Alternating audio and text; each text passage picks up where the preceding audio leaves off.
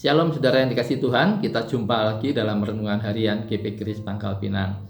Hari ini kita akan merenungkan Kejadian 17. Tapi sebelumnya mari kita awali dengan doa. Bapa kami dalam surga, kami bersyukur untuk kebaikan-Mu. Terima kasih untuk hari ini.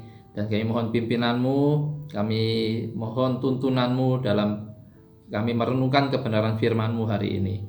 Berkati kami semua, demi nama Tuhan Yesus kami berdoa. Amin. Mari kita dengarkan Kejadian pasal 17. Ketika Abram berumur 99 tahun, maka Tuhan menampakkan diri kepada Abram dan berfirman kepadanya, Akulah Allah yang Maha Kuasa. Hiduplah di hadapanku dengan tidak bercela. Aku akan mengadakan perjanjian antara aku dan engkau, dan aku akan membuat engkau sangat banyak. Lalu sujudlah Abram, dan Allah berfirman kepadanya, Dari pihakku, inilah perjanjianku dengan engkau.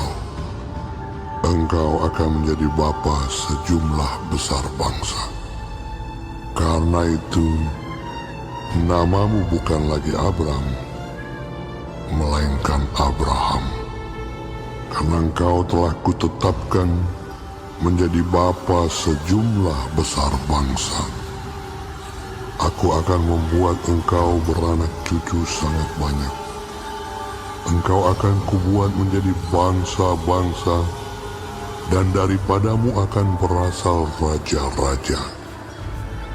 Aku akan mengadakan perjanjian antara aku dan engkau, serta keturunanmu turun-temurun, menjadi perjanjian yang kekal, supaya aku menjadi Allahmu dan Allah keturunanmu.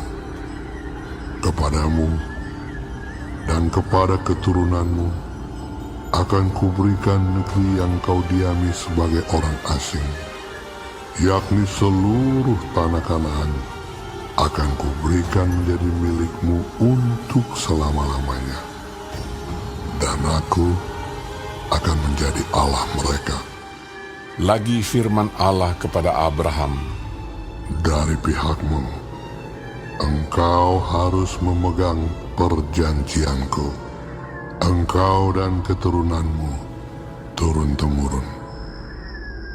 Inilah perjanjianku yang harus kamu pegang, perjanjian antara aku dan kamu serta keturunanmu, yaitu setiap laki-laki di antara kamu harus disunat, haruslah dikerat kulit katanmu, dan itulah akan menjadi tanda perjanjian antara aku dan kamu. Anak yang berumur 8 hari haruslah disunat, yakni setiap laki-laki di antara kamu turun-temurun, baik yang lahir di rumahmu maupun yang dibeli dengan uang dari salah seorang asing, tetapi tidak termasuk keturunanmu. Orang yang lahir di rumahmu dan orang yang engkau beli dengan uang harus disunat. Maka dalam dagingmulah perjanjianku itu menjadi perjanjian yang kekal. Dan orang yang tidak disunat, yakni laki-laki yang tidak dikerat kulit katannya, maka orang itu harus dilenyapkan dari antara orang-orang sebangsanya. Ia telah mengingkari perjanjianku. selanjutnya Allah berfirman kepada Abraham, Tentang istrimu Sarai, janganlah engkau menyebut dia lagi Sarai, tetapi Sarah, itulah namanya. Aku akan memberkatinya, dan daripadanya juga aku akan memberikan kepadamu seorang anak laki-laki. Bahkan aku akan memberkatinya, sehingga ia menjadi ibu bangsa-bangsa. Raja-raja bangsa-bangsa akan lahir daripadanya. Lalu tertunduklah Abraham dan tertawa serta berkata dalam hatinya, Mungkinkah bagi seorang yang berumur 100 tahun dilahirkan seorang anak? Dan mungkinkah Sarah yang telah berumur 90 tahun itu melahirkan seorang anak? Dan Abraham berkata kepada Allah, Sekiranya Ismail diperkenankan hidup di hadapan-Mu. tetapi Allah berfirman, Tidak, melainkan istrimu Sarah lah yang akan melahirkan anak laki-laki bagimu, dan engkau akan menamai dia Ishak. Dan aku akan mengadakan perjanjianku dengan dia, menjadi perjanjian yang kekal untuk keturunannya. Tentang Ismail, aku telah mendengarkan permintaanmu. Ia akan kuberkati, kubuat beranak cucu dan sangat banyak. Ia akan memperanakkan 12 raja, dan aku akan membuatnya menjadi bangsa yang besar. Tetapi perjanjianku akan kuadakan dengan Ishak, yang akan dilahirkan Sarah bagimu tahun yang akan datang pada waktu seperti ini juga. setelah selesai berfirman kepada Abraham, naiklah Allah meninggalkan Abraham. Setelah itu Abraham memanggil Ismail, anaknya, dan semua orang yang lahir di rumahnya, juga semua orang yang dibelinya dengan uang, yakni setiap laki-laki dari isi rumahnya. Lalu ia mengerat kulit katan mereka pada hari itu juga, seperti yang telah difirmankan Allah kepadanya. Abraham berumur 99 tahun ketika dikerat kulit katannya.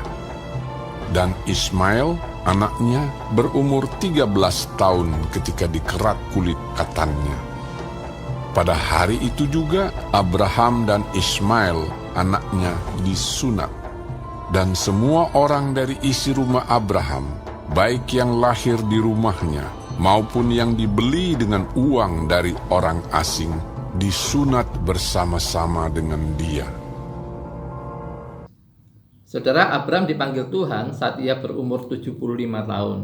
Tentu ini bukan usia yang muda lagi, tetapi Abram percaya kepada Tuhan.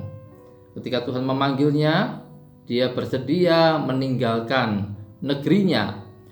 Dia berjalan menuju ke suatu negeri yang akan ditunjukkan oleh Tuhan. Dan Tuhan menjanjikan suatu berkat yang besar. Tuhan akan menjadikan Abram menjadi bangsa yang besar. Ini tentu bicara tentang keturunan. Dan ingat, waktu Abram dipanggil, dia belum punya keturunan. Selama bertahun-tahun, Abram tentu menantikan janji Tuhan itu. Dan pada pertemuan kita minggu lalu, kita belajar Abraham pernah gagal. Ketika dia menanti dan janji itu tidak kunjung tiba, kemudian dia lebih menuruti pemikiran istrinya dengan mengambil budak istrinya, Hagar menjadi istrinya. Tetapi kemudian Tuhan kembali meneguhkan janjinya. Saudara, sejauh catatan yang ada, Tuhan menunggu 13 tahun sebelum dia menyatakan diri kembali kepada Abraham setelah janji tersebut. Selama bertahun-tahun yang tenang itu, tanpa penyataan khusus dari Tuhan, Abraham terus berusaha berjalan bersama Tuhan dan melayaninya. Walau selama 13 tahun itu, masih saja janji itu belum dipenuhi. Ia tidak perlu terus-menerus memperoleh wahyu-wahyu khusus untuk melakukan kehendak Tuhan. Begitupun seharusnya saya dan saudara. Saudara, Tuhan kemudian menegaskan kembali perjanjiannya dan memberi Abram perintah sunat sebagai tanda perjanjian tersebut. Lalu Tuhan memberi nama baru kepada Abram dan Sarai. Di dalam sejarah Alkitab, sebuah nama baru berarti sebuah awal baru, sebuah langkah maju di dalam iman. Abram yang berarti bapa yang terhormat menjadi Abraham, bapa banyak bangsa. Sarai yang artinya suka bertengkar menjadi Sarah, sang putri raja. Tuhan bahkan mengungkapkan nama baru untuk dirinya sendiri, yaitu Allah yang Maha Kuasa. Satu-satunya nama yang tidak berubah ialah Ismail, karena apa yang dilahirkan dari daging adalah daging dan tidak dapat diubah. Akhirnya, janji keturunan yang sudah lama dinanti itu akan segera terpenuhi. Sarah akan melahirkan anak dari Abraham, walaupun saat itu mereka sudah sangat lanjut usia.